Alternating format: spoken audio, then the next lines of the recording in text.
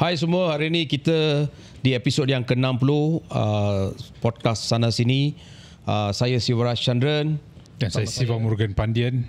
Dan hari ini kita ada seorang tetamu yang baru memang dikatakan popular tapi baru memenangi satu jawatan yang penting dalam Parti Keadilan.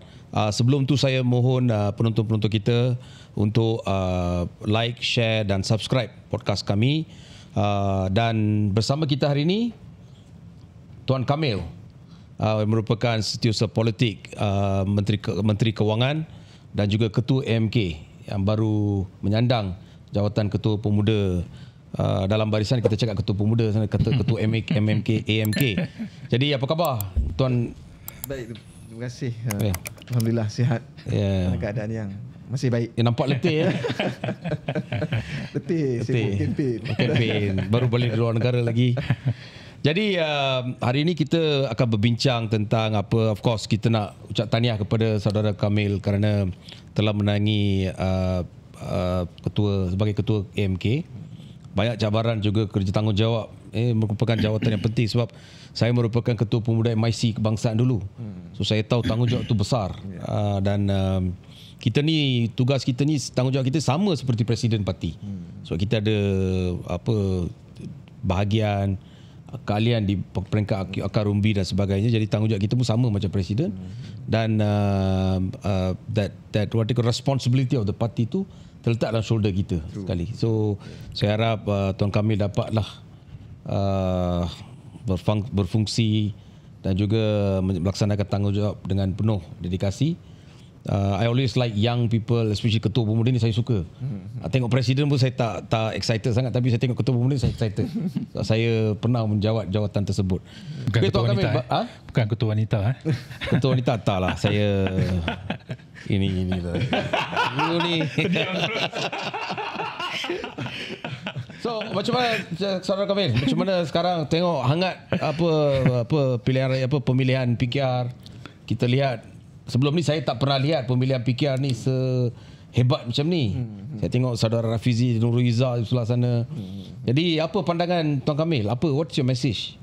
Apa yang sedang berlaku ni? Okey, baik, terima kasih.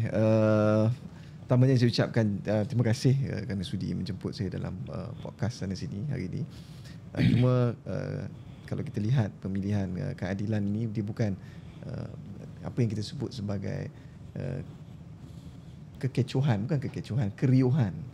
yang berlaku ni. I think is a part of a democratic process. Kan, demokrasi itu is a noisy process, itu proses yang bingit, dan ini bukan satu hal yang baru dalam keadilan. Kalau kita ikut pemilihan-pemilihan sebelum daripada ini pun, ianya adalah sering berlaku dalam situasi yang sama. Cuma hari ini kita menjadi tumpuan oleh kerana kita pada hari ini ialah merupakan sebahagian daripada ruling party. Perdana Menteri itu datang daripada Parti Keadilan, dan sudah tentu rakyat ingin tahu dan lihat apakah misi dan visi serta hala tuju parti ini ke hadapan. Jadi keriuhan ataupun pertembungan itu adalah bagi saya merupakan satu hal yang biasa sebenarnya. Cuma bagaimana kita perlu bijak mengawal naratif supaya di akhirnya rakyat dan juga anggota itu dia dapat melihat bahawa kita bersaing ini, bertembung ini tidak lain tidak bukan untuk memastikan bahawa kelangsungan parti ini ke hadapan, dan juga bagaimana kita dapat terus memperjuangkan isu-isu yang berkaitan dengan kebajikan dan juga maslahah rakyat terbanyak. Ini keadilan ini ialah dia satu wadah. Dia bermula dengan sebuah gerakan memperjuangkan hak rakyat, dan hari ini kita telah menjadi kerajaan, dan hari ini bukan masa untuk kita terus melaungkan ungkapan-ungkapan yang sering kita laungkan dahulu, tapi hari ini ialah cabaran terbesar kita ialah bagaimana kita dapat terus berusaha melaksanakan agenda reformasi dan memastikan apa yang kita telah perjuangkan dan kita rancang sebelum daripada ini itu dapat diterjemah dalam bentuk dasar dan juga pendekatan yang baik kepada rakyat. Tuan Kamil, kalau kita perhatikan salah satu naratif yang dibawa adalah kemenangan Tuan Kamil sendiri yang katakan menang tanpa bertanding. Tahniah kerana menang tanpa bertanding.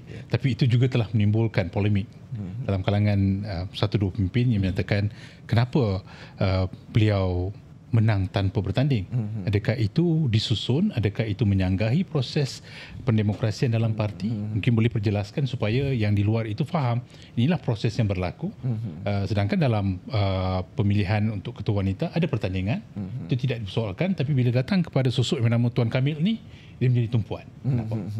Itu saya kena, sebenarnya soalan itu harus dilontarkan kepada anggota-anggota di bawah. Sebab saya tak pernah dalam mana-mana kenyataan. Bahkan sebelum daripada ini, apabila ditanya oleh wartawan, saya kata ruang pertandingan dalam keadilan ini sentiasa terbuka. Kita tidak pernah menyekat mana-mana pihak ataupun mana-mana individu untuk menawarkan khidmat mereka berbakti kepada parti ini. Mungkin saya fikir kemenangan ataupun saya masuk bertanding ini, tidak ada pertandingan itu, sebenarnya kalau tanya saya peribadi, expectationnya itu is very high. Maksudnya jangkaan anggota di bawah itu terhadap kepimpinan yang baru ini sangat tinggi. Tapi apa message yang kita boleh sampaikan di bawah ini ialah bagaimana kita dapat mengaplikasikan semangat musyawarah. Ini juga sebahagian daripada demokrasi yang kita amalkan. Demokrasi itu tidak bermaksud sentiasa ada pertembungan, tetapi bagaimana kita mengurus dan juga mengolah persetujuan. Dan ini adalah merupakan bagi saya mandat yang diberikan khusus daripada anggota di kalangan Angkatan Muda Keadilan untuk melihat bahawa kerana sebelum daripada ini kita telah berjaya consolidate, menyatupadukan anggota di kalangan Angkatan Muda Keadilan, kerana kita percaya dalam keadaan sekarang ini bukan lagi masanya kita terus bertembung di antara satu dengan yang lain. Tetapi kalau kita dapat cari titik pertemuan, persamaan di antara satu dengan yang lain, itu adalah lebih baik dan lebih wajar untuk kita laksanakan pada waktu dan ketika ini. Tidak semua, tetapi kita cuba tengok ruang-ruang yang ada itu kalau kita boleh consolidate dan kita cari jalan ke arah itu. Cuma kalau saya nak respon sikit tentang tomahan yang diberikan ataupun disebut sebagai pencatur ataupun disebut bahawa pemilihan ini diadakan disebabkan oleh saya dah tahun ini merupakan tahun akhir saya usia 35 tahun dan dalam Angkatan Muda Keadilan tu had umurnya itu ialah sampai 35 tahun. Itu bagi saya tomahan itu adalah tidak berasas dan juga agak tergopoh gapah. Kerana parti ini dia ada sistem dia, dia ada aturan dia. Maknanya bukan saya yang buat keputusan untuk parti ini diadakan. Jadi naratif yang sebegini dibentuk itu seolah-olah ingin memberikan gambaran yang buruk terhadap pihak tertentu.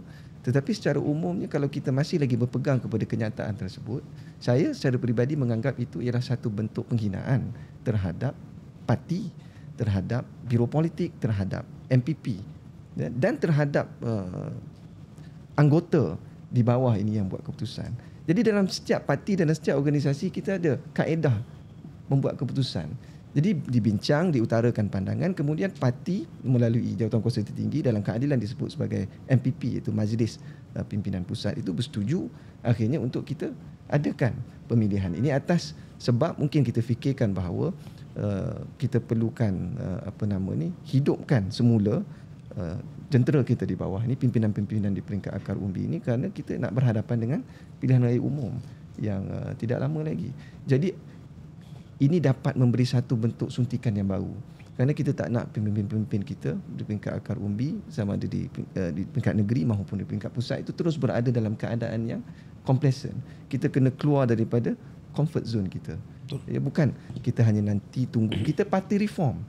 Parti reform ini kita kena berani ambil keputusan untuk lakukan dan laksanakan tuntutan secara umumnya, secara asasnya ini adalah merupakan tuntutan perlembagaan parti yang menuntut kita untuk mengadakan pemilihan pada setiap 3 tahun sekali. Jadi apa yang sedang berlaku ini ialah kita sedang melaksanakan tanggungjawab kita terhadap tuntutan perlembagaan parti yang mengkehendaki kita melaksanakan pemilihan. Jadi fokus kita itu sepatutnya tertumpu ke arah itu.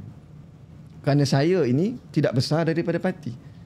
Mana-mana anggota ini dia tidak besar daripada parti. Parti itu lebih besar daripada kita. Jadi bagaimana keyakinan itu dibina dalam kalangan perwakilan AMK itu sendiri bahawa Tuan Kamil lah sosok yang paling sesuai ia perlu dilakukan secara licin, lancar, tersusun supaya proses demokrasi itu kekal, kebebasan itu kekal, hak kekal, integriti politik itu kekal, dan dalam konteks ini ia dibuat secara sedemikian rupa supaya menampakkan sosok inilah yang paling sesuai menjadi penyandang ataupun pengganti kepada Adam Adli. Saya dia biasanya kalau dalam struktur organisasi ni kita ada ketua, kita ada timbalan, kita ada naib-naib ketua dan sebagainya. Apa yang saya telah lakukan pada penggal yang lalu itu ialah kita sekadar melaksanakan tugas dan tanggungjawab kita.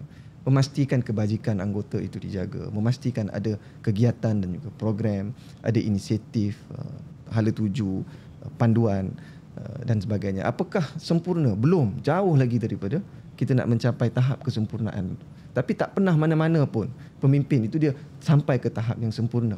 Tetapi bagi saya ini adalah satu bentuk sokongan dan juga dukungan yang diberikan oleh Angkatan Muda Keadilan, bahawa kalau kita ini betul-betul tahu tugas dan tanggungjawab kita, sedia untuk mendengar dan juga mengolah langkah ke hadapan ini, di samping keterbukaan dan kesediaan kita itu untuk menerima sebarang kritikan yang membina dan tidak mudah melata, maka daripada situ anggota boleh menilai keupayaan dan juga sikap kita ke hadapan. Jadi politik ini bukan hanya sekadar kita tahu cakap, tetapi politik ini, kepimpinan itu dia harus tunjukkan satu sikap keupayaan untuk memimpin melalui teladan dan juga sikap yang baik. Dan politik ini juga adalah pendidikan untuk kita. Bukan hanya sekadar kita masuk untuk bertanding, kejar jawatan, kejar kedudukan, jadi sombong, bongkak, mewujudkan budaya yang disebut sebagai exceptionalism, hanya kita saja yang bagus, orang lain tidak bagus, tidak menghargai jasa dan sumbangan orang lain yang membangunkan parti ini. Ya, kita kena akui parti ini bukan dibina oleh satu dua kerat pemimpin. Kita ini bangun sebagai sebuah gerakan yang didukung oleh rakyat, dan semua segmen yang ada dalam parti ini memainkan peranan dan fungsi mereka masing-masing, dan we complement each other. Dan kalau ini dapat difahami dan dimaknai oleh setiap daripada anggota, maka kita akhirnya sedar bahawa kekuatan ini dibina bukan atas sosok individu yang tertentu. Sudah tentu kita ada pimpinan, umpamanya Datuk Seri Anwar Ibrahim itu sebagai figura yang penting, yang memberi semangat dan juga inspirasi kepada kita untuk terus berada dalam gerakan ini. Tetapi gerak kerja di bawah ini harus disusun secara baik, secara rapi, dan bagaimana kita ini menyantuni anggota kita di bawah ini, memberi keyakinan kepada mereka dan juga assurance bahawa gerakan ini kita tidak akan dapat maju ke hadapan sekiranya kita tak boleh cari titik damai, duduk bersekali, bincang masalah dan cari jalan bagaimana kita dapat mengatasi segala bentuk permasalahan yang disajikan di hadapan kita. Tapi bagaimana, saya nak tanya sebab ada kembali kepada topik just now, kata bahawa saudara Kamil ni telah menang tanpa bertanding dan sebagainya. Temuan tu mungkin daripada circle yang sama, yang dalaman kan. Macam mana penerimaan pemuda, anggota-anggota pemuda terhadap kemenangan Kamil? Dia YB biasalah, kita ni, masyarakat kita ni dia suka drama. Jadi bila ada drama, ada traction. Bila ada traction baru orang nak dengar ni gosip apa ni, cerita apa yang kita nak bawa pada hari ni. Saya rasa itu adalah satu propaganda yang biasa supaya orang datang dan dengar dan berminat untuk tahu sebenarnya apa yang berlaku. Sebab tu saya selalu singgung bahawa masyarakat yang ada dalam negara kita ini, sebahagiannya itu dibentuk oleh apa yang saya sebut sebagai masyarakat mastika.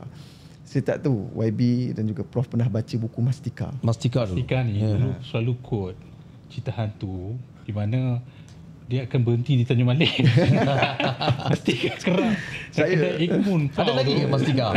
Dalam bentuk lain. Saya pernah berjumpa dengan bekas ketua pengarang. Dia kata Mastika itu pada peringkat awalnya dia memang majalah yang memberi pendidikan dan juga pencerahan kepada masyarakat. Tapi pada satu masa tu 90-an awal 2000 tu, saya ingat Mastika itu adalah top majalah nombor 1. Kenapa? Kerana dia selalu menceritakan cerita-cerita yang kisah-kisah yang sensasi.